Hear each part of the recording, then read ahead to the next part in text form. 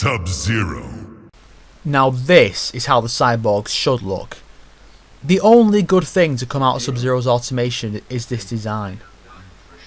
Sadly, he has no alternate costume.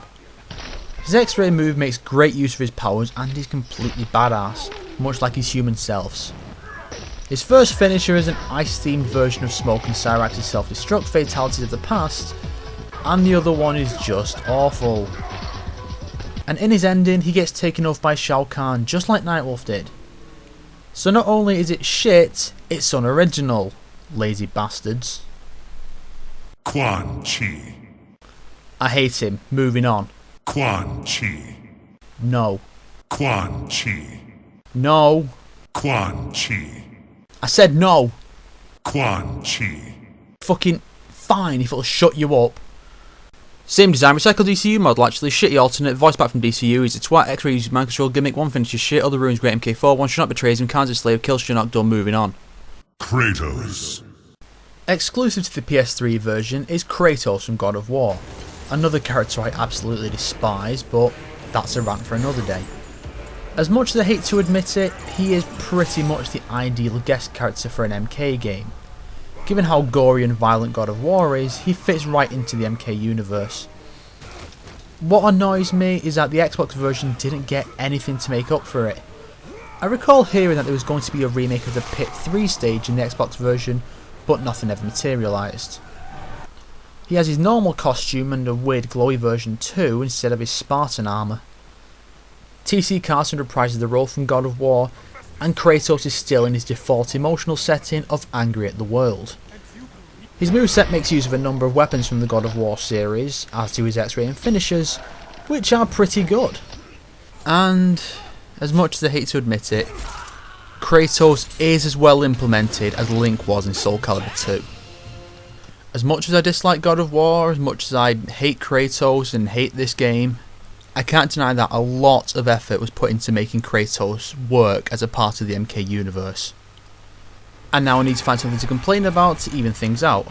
Let's see, oh, he's one of the few characters that doesn't cry in his babality, which ruins a joke I had planned for a potential future video about God of War. His story is that he's summoned and brainwashed by Shao Kahn, but breaks free and sets out for revenge. Has there ever been a time in his life when he's not out for revenge on someone? His ending has him kill Kahn, and Raiden and Fujin thank him for his deed. He then returns home, deciding that he may one day make use of that debt. All in all, not bad, but the Xbox version should have had something too. Scarlet. Scarlet is the first of the 4 DLC characters, and her type is brand new character. She's based on a rumour, much like Ermac, and has some background cameos in the story mode. Her outfit looks like a Brotherhood of Shadow outfit, but in red. I like it. She has a more conservative outfit that I like even more, but it wasn't released until the Vita port. She shares her voice actress with Sonya, but I sadly can't comment on her performance as I never got any DLC. Her story is that she was created by Shao Kahn himself and gained strength from the blood of her enemies, so she's only released as a last resort. A pretty interesting character they've got here. She's sent to investigate Quan Chi's true intentions and kill him if he's against Kahn. Her X-ray move is a little generic, which is a shame because her blood-based powers could have really been used for some interesting possibilities. Her finishes are weird. She really likes blood. No, you don't get me. She really likes blood. Her ending has her fall victim to Quan Chi's mind control gimmick and kills Shao Kahn. She gains power from Kahn's blood and kills Quan Chi. So it's another great ending. All in all, she's an interesting character and she should have made the main roster instead of Quan Chi. Kenshi. Kenshi's character type is returning 3D era character. Kenshi's one of the most popular characters from the 3D era of MK, so his inclusion makes some sense. Debuting in Deadly Alliance, Kenshi is a swordsman who was deceived by Shang Tsung and ended up blinded. He swore revenge on Shang Tsung and joined the heroes for the Battle of Armageddon. His design is similar to previous looks, but I do prefer the other ones. He gained an alternate costume in the Vita version that looks quite cool. He apparently has no voice actor. Lazy. His X-ray makes heavy use of his sword, but isn't all that impressive. I like both fatalities though, since both make use of his weapons and powers and are really violent. In his ending, he kills Shao Kahn, and with help from Jack and the Outworld's investigation agency, he's able to find and kill Shang Tsung. Another well done character overall. Rain. Why the fuck was Rain not in the story? Oh yeah, so the developers could take turns sucking Quan Chi's pasty white cock. Rain is from Ultimate MK3 and, as such, is the returning 2D era character. His outfit has a kind of Middle Eastern assassin type thing going for it, and I like it. The alternate he got for the Vita port is just the same MK3 design that all the ninjas got. They got a bit lazy with the costumes here, it seems. His altered backstory here is that he fought in the resistance against Shao Kahn, but became arrogant and defected to Khan's forces with the promise of his own army. Another generic X-ray here, and one finish is absurd but not bad, and the other one makes no sense. How can water cut through things? His ending has him kill Khan by drowning him in his own blood. And Raiden reveals his true origin as a demigod, leading to Rain deciding to use Khan's army to conquer all the realms. The DLC was getting a bit lazy here, but the next one was actually pretty good.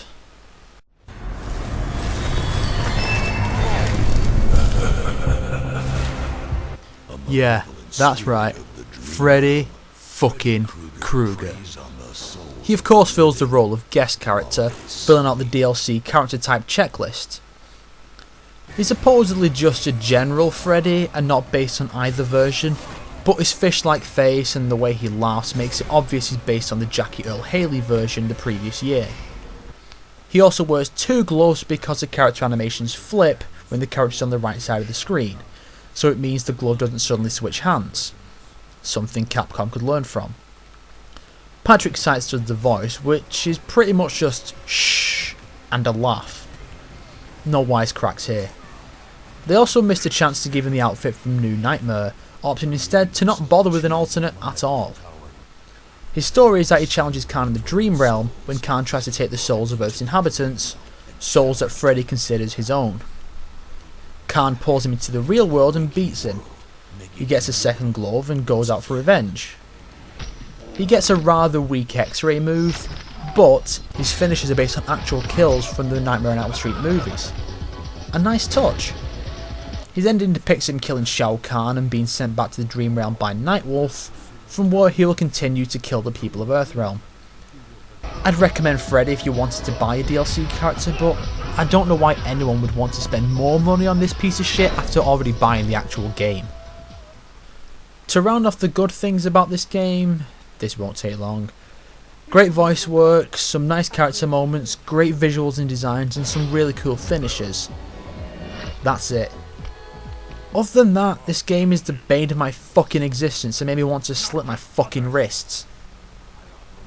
But before I start to wrap up, there are a few more things I need to go over. First, there are a few other story things that I forgot to mention. 1. According to the MK2 comic, Scorpion killed Sub-Zero during Liu Kang's fight with Shang Tsung, not during the tournament. 2. Speaking of Liu Kang and Shang Tsung, that fight wasn't originally viewed by anyone else, it was just those two. 3. Why didn't Khan try and stop Liu Kang from freeing Kitana? He wanted to kill her, right? But he just let her go. 4. Noob does need to be purified by the Elder Gods, otherwise the next game won't have a normal Sub-Zero. This wouldn't be an issue if Sub-Zero hadn't become a cyborg zombie in the Netherrealm. And how exactly did Noob know that Cyber Sub-Zero was his brother? Also, that line about wearing those colours before him makes no sense because it's a different outfit, the only colour that recurs between the two is blue, and a different shade at that. And it's not that uncommon for more than one character to use the same colour. Cyrax and Scorpion, Sector and Ermac for example. 5. Striker, a normal cop with no special powers, beats a lizard man, heads down 20 stories, beats a half Tarkatan, beats a giant 4-armed man, gets thrown into a subway and beats a telekinetic, all within the span of 20 minutes. Take notes kids, this is why the story system sucks. And now let's go through all the story fights and see exactly how many of them are actually in any way relevant to the plot. Johnny Cage. Yes, yes, no, yes. Sonya. No, no, no, yes. Scorpion. No, no, no, yes. Cyrax. No, no, yes, yes. Liu Kang. Yes, yes, yes, yes, yes. Jax. No, no, no, yes. Smoke. No, no, yes, yes. Sub-Zero. No, no, no, yes. Kitana. Yes, yes, yes, yes. Jade. No, yes, no, no. Kung Lao. No, no, no, yes, yes. Striker. No, no, yes, no. Cabal. Yes, yes, yes, no. Cyber Sub-Zero. Yes, yes, no, yes. Nightwolf. No, no, no, yes. Raiden. No, no, no, yes, yes. Final count. 31 for yes, 34 for no. That's 52% of the fights in the story mode are pointless filler. Every chapter has at least one relevant fight and they tend to be the last one, which makes me think that the writers would take a character and say, okay, this character needs to go on until they fight this character. And then they'd make up a bunch of random other fights to go in between, regardless of whether there's a point or not. And the hell of it is, there are fights in the story mode that are relevant to the plot, but we don't get to play. Like Johnny Cage vs Ermac, for example. And the reason we don't play it is that Johnny's already had his chapter by then, so we can't play as him again. This is why the X-Men Next Dimension route would have been a much better idea than this story system. And while we're taking tallies, exactly how many endings can possibly be canon following the end of the story? I'm not counting the sub-boss ones since I can't confirm their existence.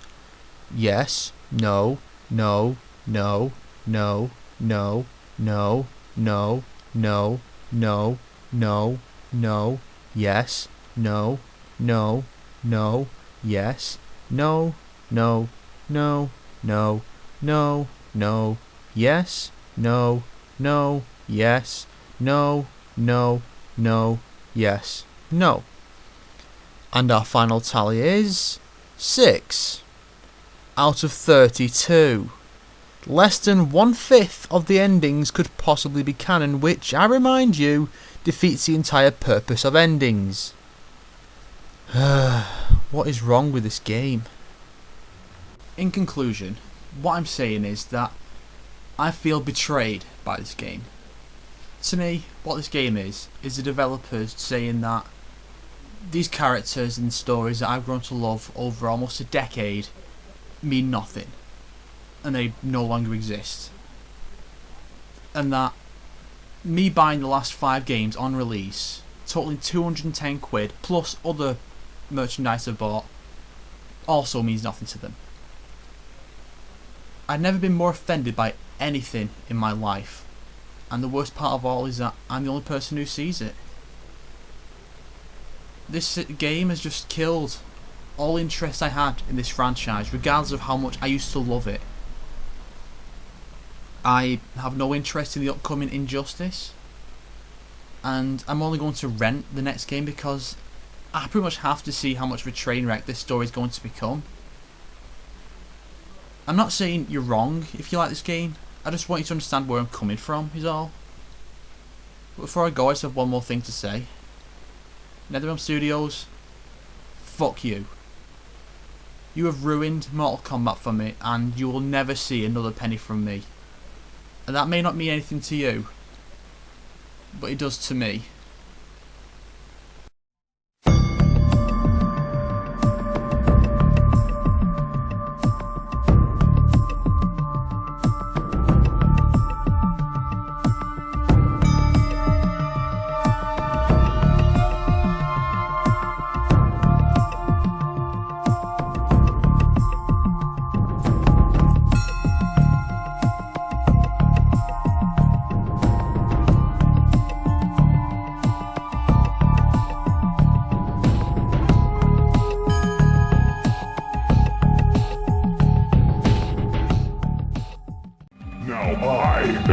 supreme. And you, Elder God, are finished! Fool!